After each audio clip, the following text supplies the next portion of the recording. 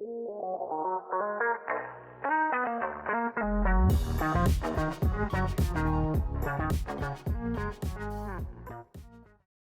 morning, good afternoon, good evening. Welcome to the 10 Golden Rules of Internet Marketing podcast. I'm putting on my radio voice because we've got a radio lawyer marketing rock star, Gary Sarner, with us today. Thank you for tuning in to the 10 Golden Rules podcast. Do us a quick favor if you're watching this on YouTube, give us a quick subscribe. And if you're on iTunes, we'd love a 5-star rating if you're so inclined, if you like what Gary and I have to say today. Anyways, without further ado, Gary Sarner, welcome to the 10 Golden Rules podcast. Jay, thank you so much for having me. This is exciting. Tell us a little bit about your journey and what made you the wild shirt radio rock star in the legal industry. Wow. So that's really two questions.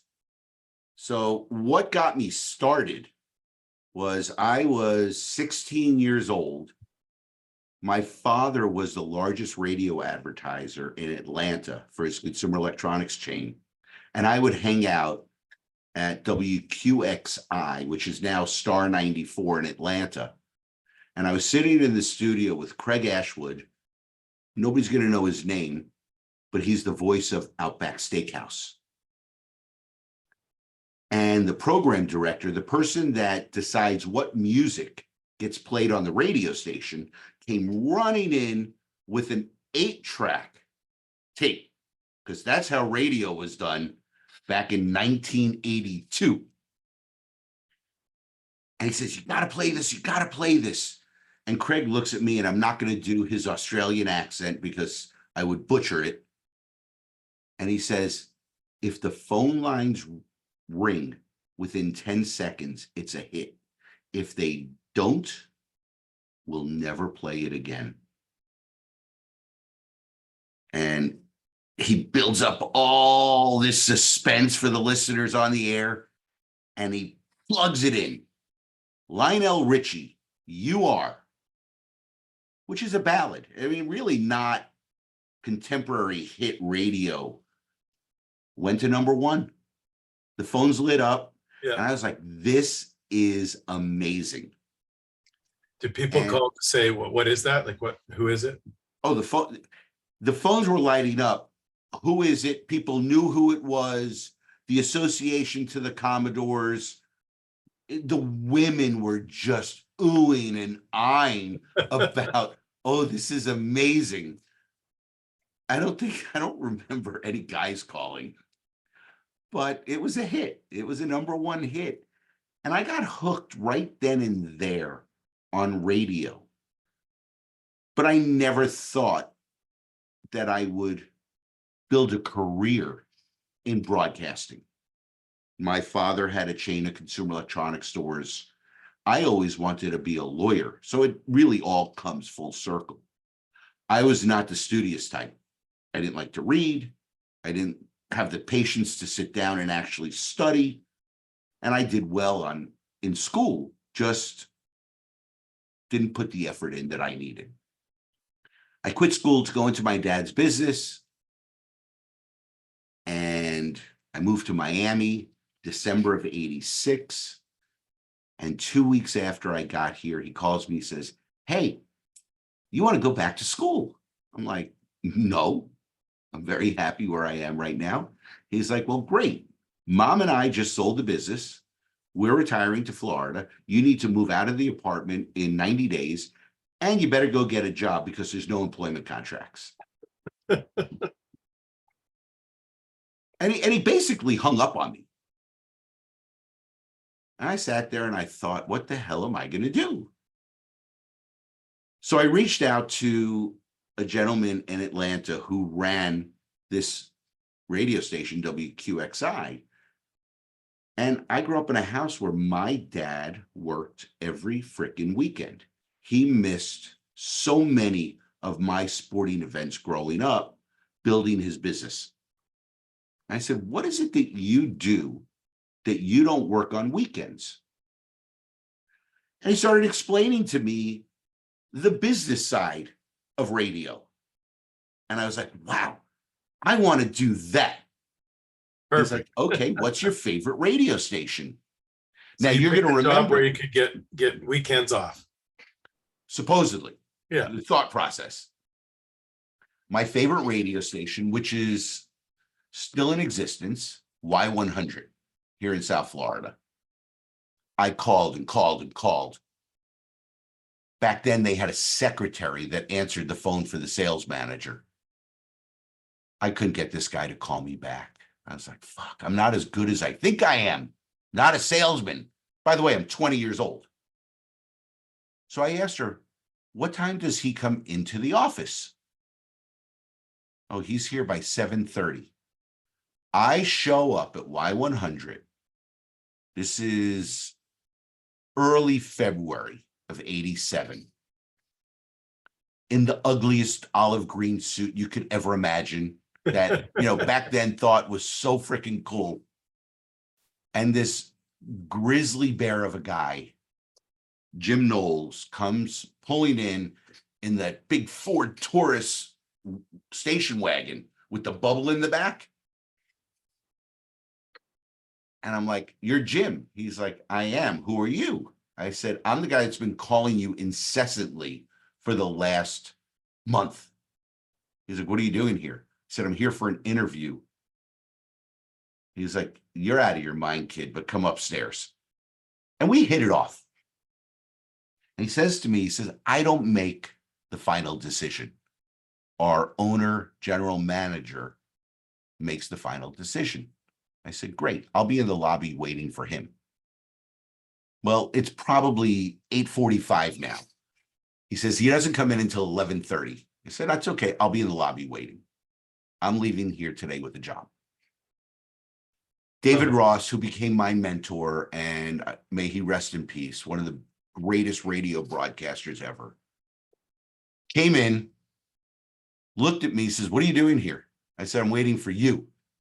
He says, I don't know who you are. I said, give me 30 minutes and you'll know who I am. Make this long story short, we're sitting in his office and I'm not getting anywhere. And I said, David, can I ask you one personal question? He's like, sure. I said, do you invest in the stock market? Now, it wasn't like today where you're on your phone and you could buy whatever you want in a matter of 6 seconds. He says, I do. I said, I'm going to give you a tip. Invest in GES, $3,000 for 90 days, and you're either going to make a fortune or you're going to lose $3,000. He looks at me, says, can you excuse me for a second? He's a gambler, right? He left the office. He called a stockbroker and he comes back into the office and says, there's no such stock as GES. I said, well, I didn't say it was a stock. That's me. Gary Sarner, invest in me $1,000 a month, and I will make you a ton of money, or you're going to lose $3,000, and you made a really shitty investment. He hired me on the spot. Awesome. And then I worked weekends for the next 25 years. How much money did he make in the first 3 months? I actually made a sale on my first call to a company called Computer Village down on South Dixie Highway in Miami. And I come back with a check for $10,000. And Jim, the guy I interviewed with first, local sales manager, says,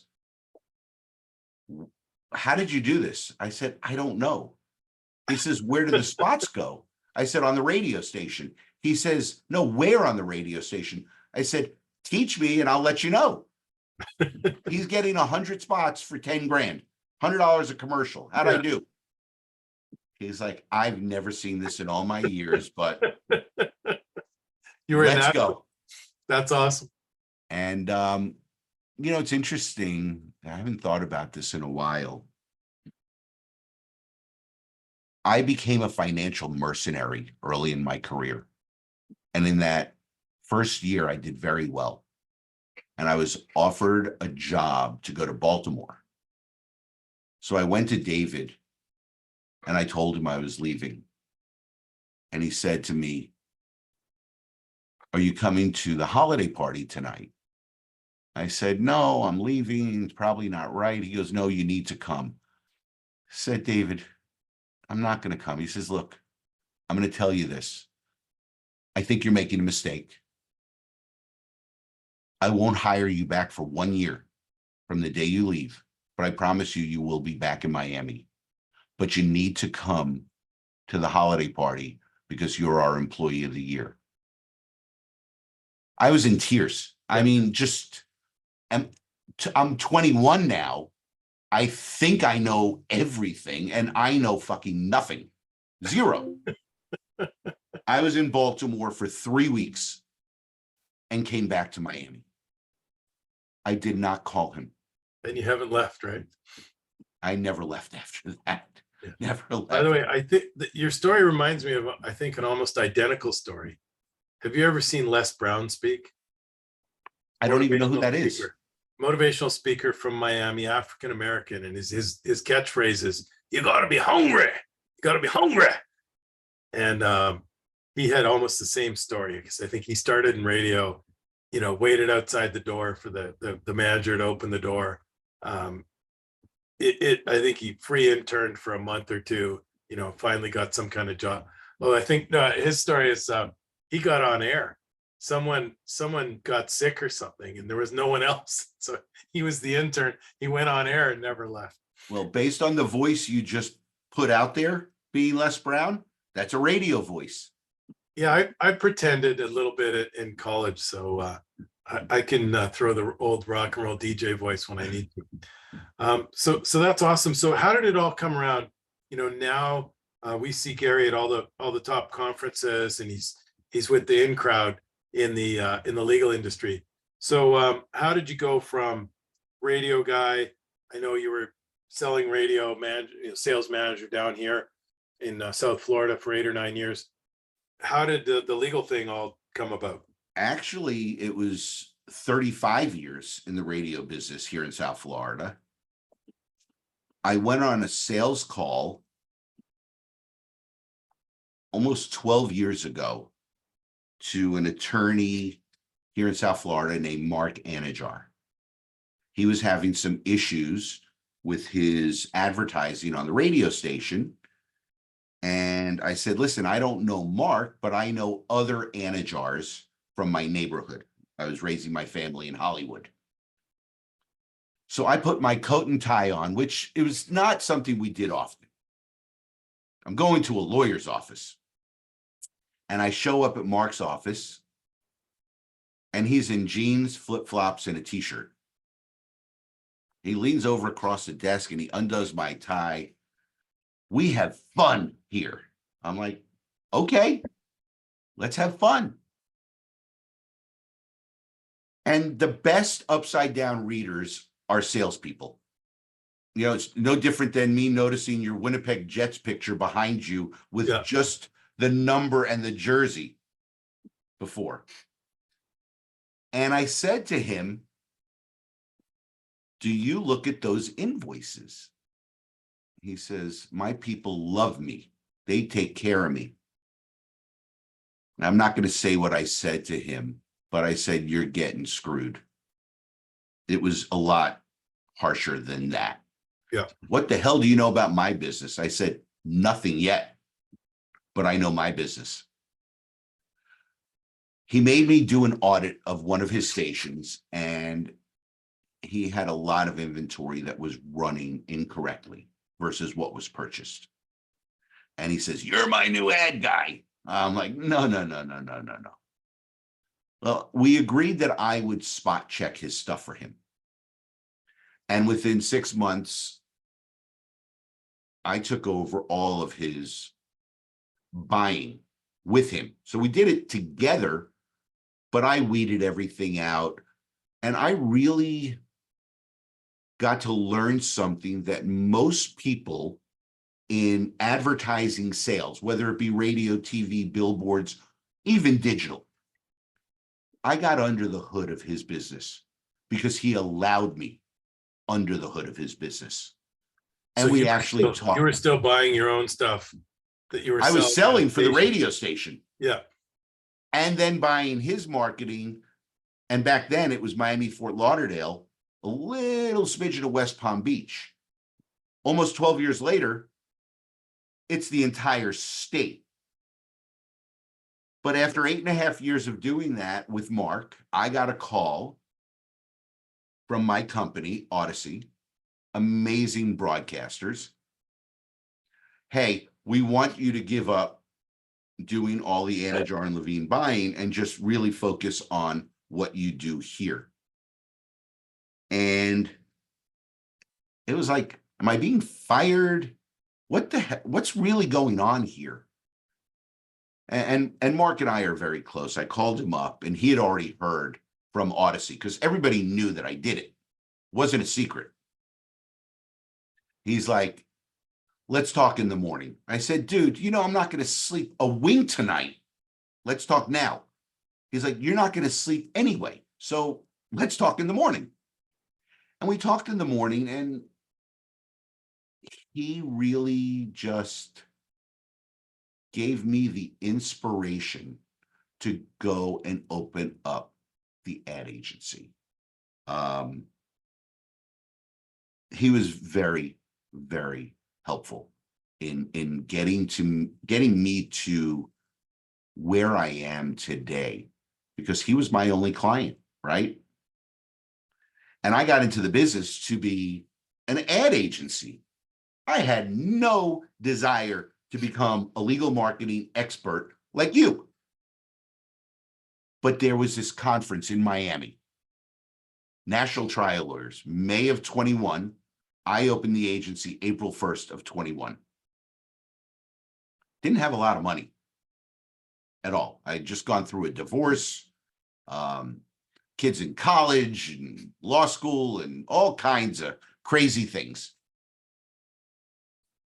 But I bought a ticket.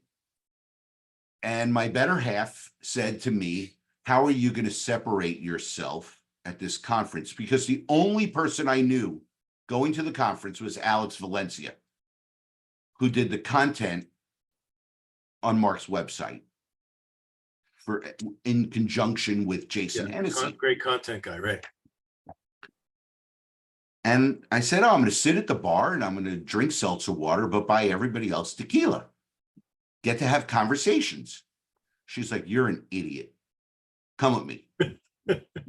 Now, I dressed in polos or a white shirt, you know, black pants and a sport coat my entire career. And she takes me to the store, Robert Graham. Here you can see one of them right here. Beautiful.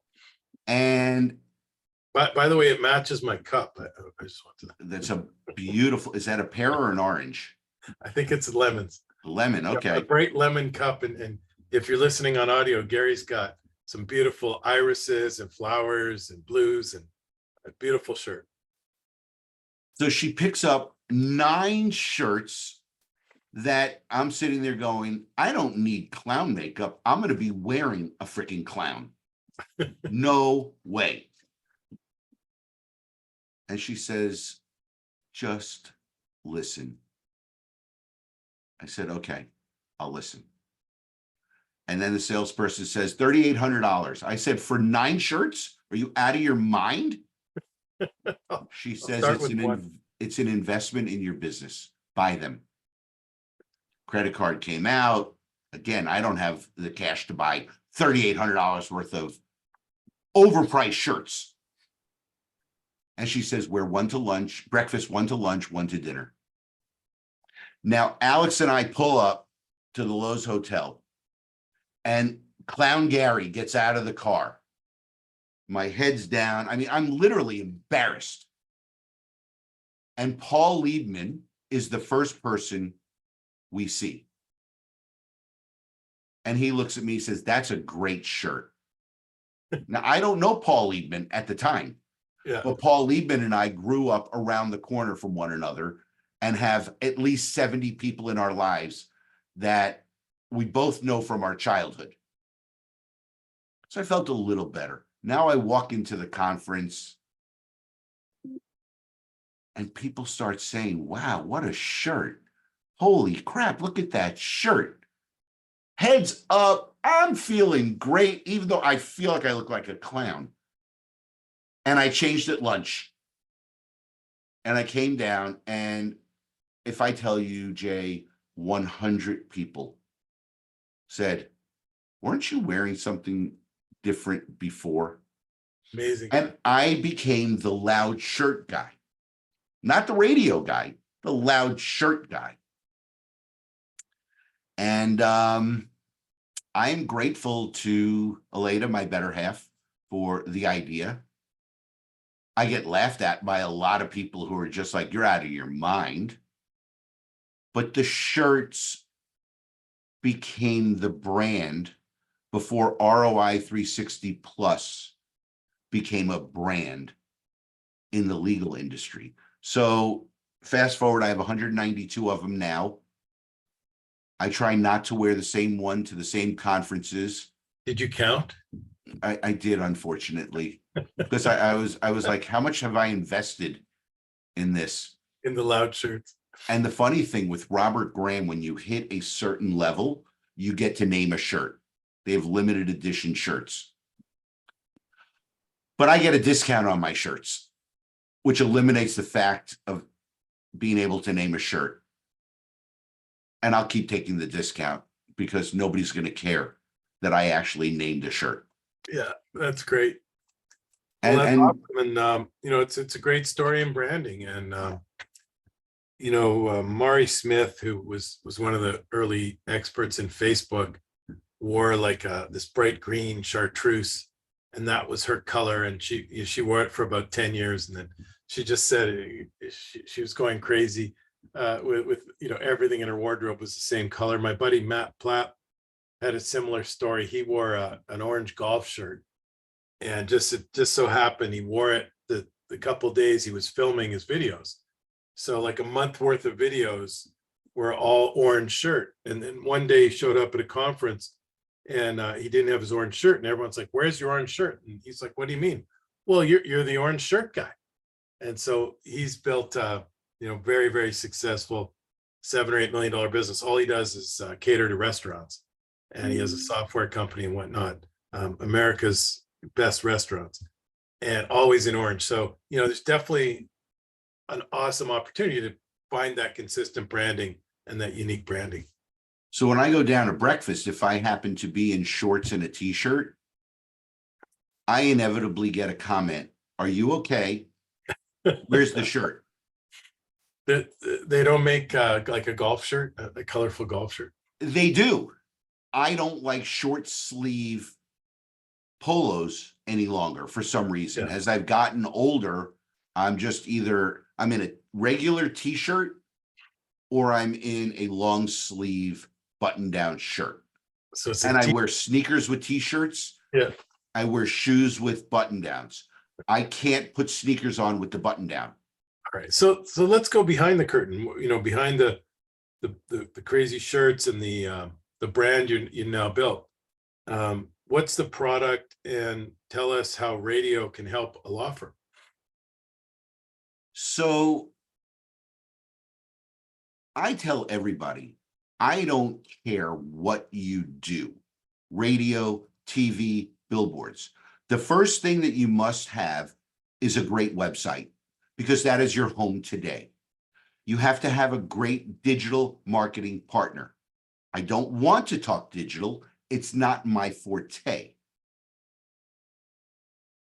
But once you decide that you're going to go and build a brand, because online are the people who are ready to take action.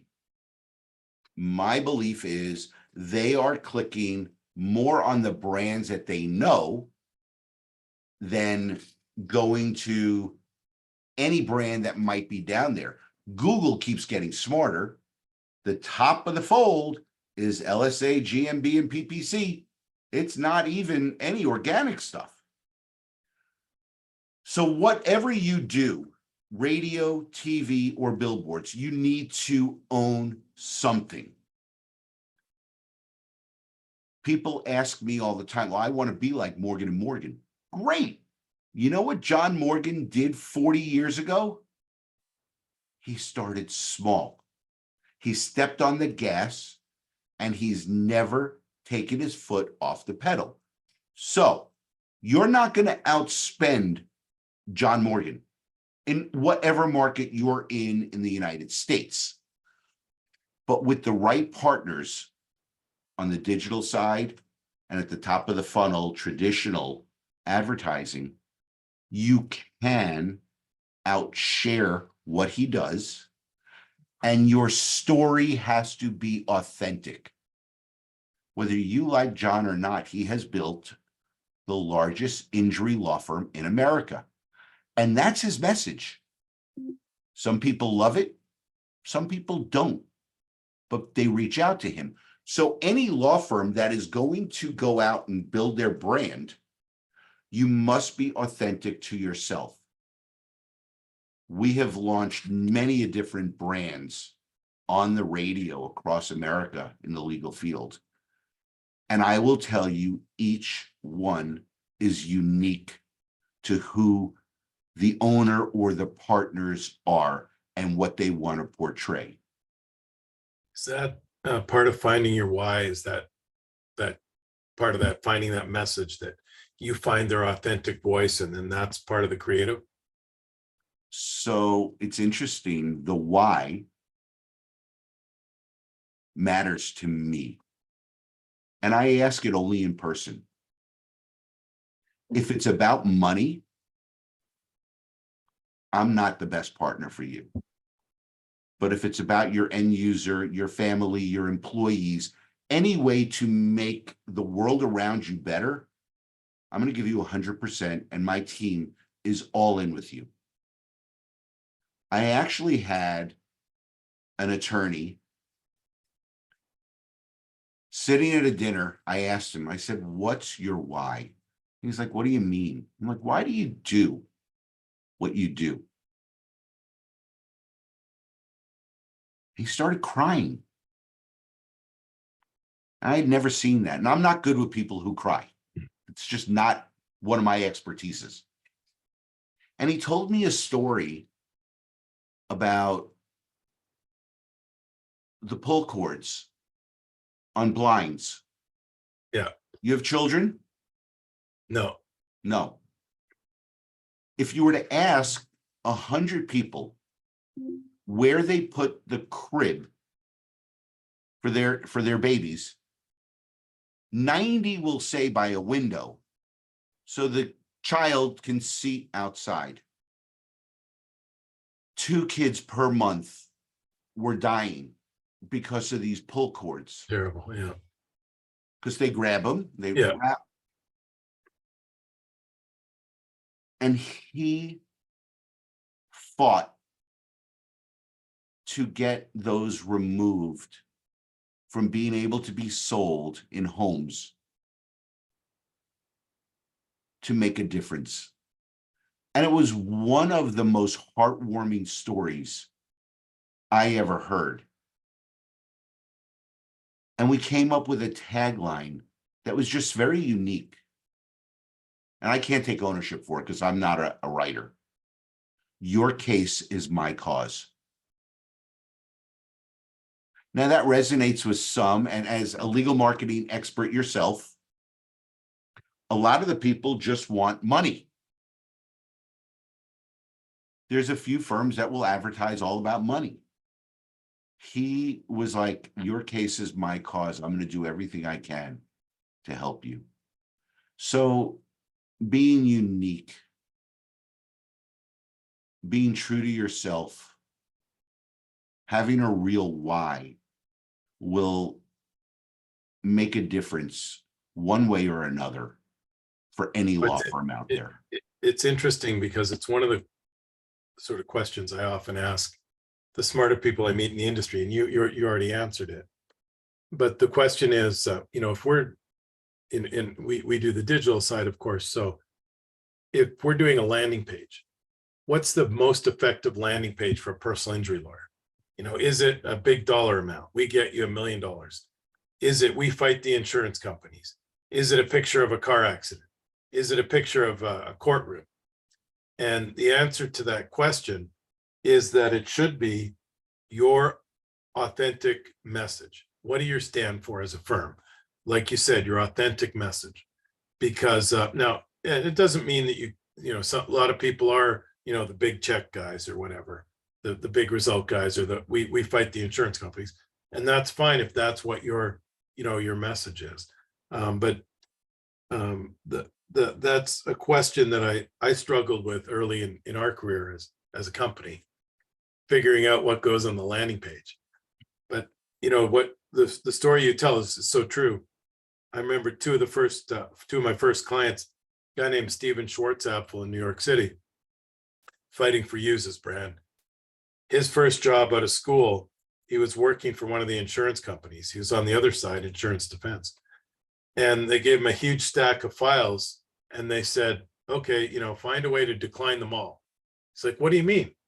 He said, just, decline them all, find some loophole. And he understood right at that moment, because he came from a family, his mom had, I believe, multiple sclerosis. His dad had a work injury, and they never got their just due from the insurance companies. And they lived a very, basic life, very, very poor, as he tells the story. And he worked his way through school, through law school, and then he found out, why the insurance companies are the way they are. And so his why was, once he became a personal injury lawyer, was to fight the insurance companies, because it was, part of his story. Another attorney, his brother had an accident and the family got almost no compensation. So that became his why. So you're bang on there with, find the message and then bring the message to market for everyone who's listening. And hopefully there's lots of personal injury lawyers listening who want some help with their radio or their digital, right? You would think so. It's amazing how many business owners in the legal profession want to do it on their own. It's one thing to save money, but when you hire experts, it will make your life easier and let you grow your business the way you want to grow your business. And one of the things that I have noticed recently in the last year, social media is so important today. And law firms are running all kinds of wild social media. And let's just take the firms that don't buy the bots to follow them. The amount of interaction on social media with a law firm's post is limited to other lawyers and vendors in the space. Often, yes. And the story, they're all telling great stories in a unique way. But why would somebody in the general public follow a law firm or a lawyer? If you're not outlandish, there's no reason. Now, you know this as well as I do. Less than 3% of the people across America are going to need a personal injury attorney this year. So all your marketing across the year, 97% of it is building your brand, because nobody can tell you when the next accident is going to happen. We just know it's going to happen. I find what personal injury lawyers get to do, and I'm not talking about the soft tissue damage. I'm talking about major accidents, death, dismemberment, brain injuries. To listen to some of these stories that are told as to what transpires in a courtroom, that's what matters out there. And I believe you were at the conference I was at in Nashville. Hilma? Yeah. Oh, no, Nashville was... Accelerate. And Steve DeBosier and James Peltier got up and spoke about a case where a young lady was in a bar and left with somebody in their Lamborghini. She didn't live. He did. And he was quite intoxicated. And I'll never forget it. Steve threw the meeting over to James. And he started crying, telling the story. And I walked up to him, and I actually worked with Dudley DeBosier in New Orleans. And I walked up to him and I said, this is what it's all about. And I felt proud to be their partner because they make a difference. And I would say every law firm that we get the privilege to work with at ROI 360 Plus really does make a difference in their communities. And that's something that we're able to do on radio that's a little bit different than TV, billboards, or the internet. We get to touch communities and do different things to help communities. And I think that's the answer to your earlier question, though, because if you want to have social media that people like, share, and comment on, your best chance as an attorney is your community activities and your involvement in the community. Because you're right, people are not going to like a lawyer for the sake of it. Let me switch gears for a minute because you and I are in a unique position where we talk to 50, 100 law firms. We get to look behind the glass and see how they operate. What would you say is the difference between the successful law firm and the unsuccessful law firm? I often see two firms in about the same size market, about the same number of attorneys, and one will be doing 4x the number of cases and 4x the number of revenue. What do you think the biggest difference is? So 4x the number of cases is different than 4x the revenue, right? That's the marketing. That is how the general public perceives you and wanting to make the call to you. 4x in revenue is the easiest question in the world. Great legal work. It freaking matters. It matters. And I have heard from trial attorneys, why do all these other firms that they call mills get these great cases and then they refer them out?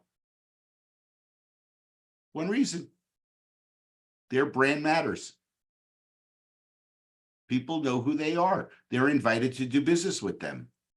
I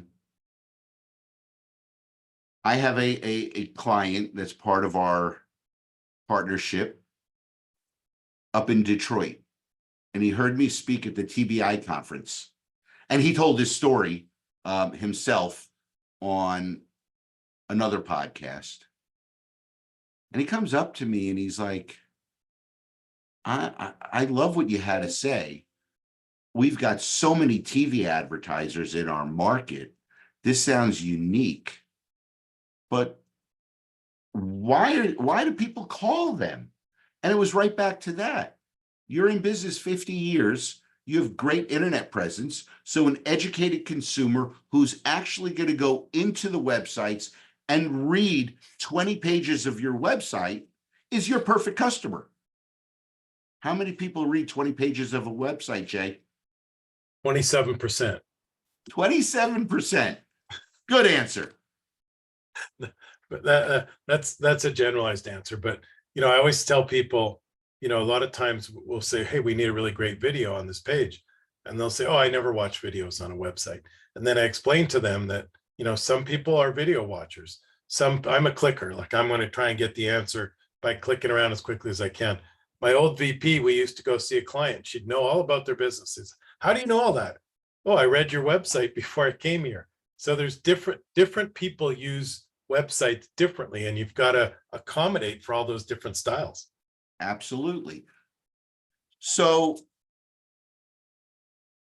we exchanged cards. I sent a thank you email to him. And I don't know who he is. I had never heard of him. He's a trial attorney. He doesn't advertise, so the brand. And I went to dinner with Joe Freed that night. And Joe's a friend of mine since we're 13. We went to high school together. He's And the truck accident guru, among other things, right? the best human being you could meet. He will help anybody, which is what I love most about him. But I took out this card and I said, hey, Joe, do you know this guy?